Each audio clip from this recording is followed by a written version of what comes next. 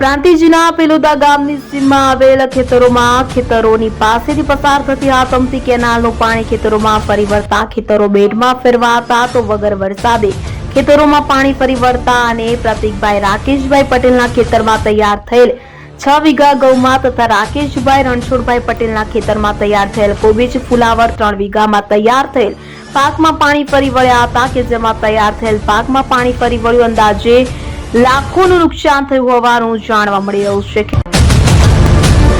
ખેડૂતોને હાલ તો ખેડ દવા બિયારણ ખાતર સહિતનો ખર્ચ માથે પડ્યો છે અને ખેતરોમાં પાણી ભરાઈ જતા તૈયાર થયેલ પાક પાણીમાં ગરકાવ થયો છે। હાલ તો ખેડૂતોને મોટું નુકસાન થયું છે અને ખેડૂતો દ્વારા સિંચાઈ વિભાગમાં જાણ કરવામાં આવી હતી ત્યારે હાલ તો ખેડૂતોને નુકસાન થતા તો ખેડૂતો જણાવી રહ્યા છે કે સરકાર દ્વારા વળતર ચૂકવવામાં આવે તેવી માંગ પણ ઉઠવા પામી છે।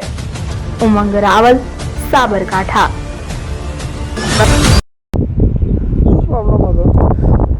રાત્રે કેનાલનું બિનકાયદેસર પાણી છોડ્યું હતું અને બોક ફીડરમાં જે જતા જે દરવાજા બંધ હતા અને સી ઝોનમાં જે પાણી જાય છે તો આગળ સાયફરના આગળ જારી લગાવેલી છે, એ જારીના આગળ કચરો ભરાવાથી પાણી અવરોધ ઊભો થયો ને રાત્રે આ પાણી કેનાલના ઉપર થઈ અને અમારા ખેતરાની અંદર ઘૂસી ગયું છે અને અમારું ફુલાવર ને એવું બધું બહુ બધું અને બધું નુકસાન થયું છે, ફુલાવર ને કોબીજનું।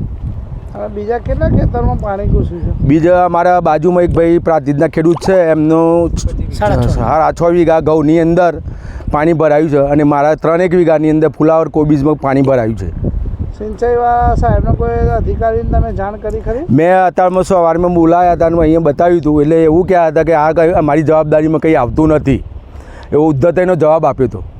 કયા અધિકારી હતા એવો? એ કંઈક અહીંયા કારકુન છે, શું નામ છે બી? સ્વાતિકભાઈ કંઈક નામ છે, પલ્લાચરના પટેલ છે।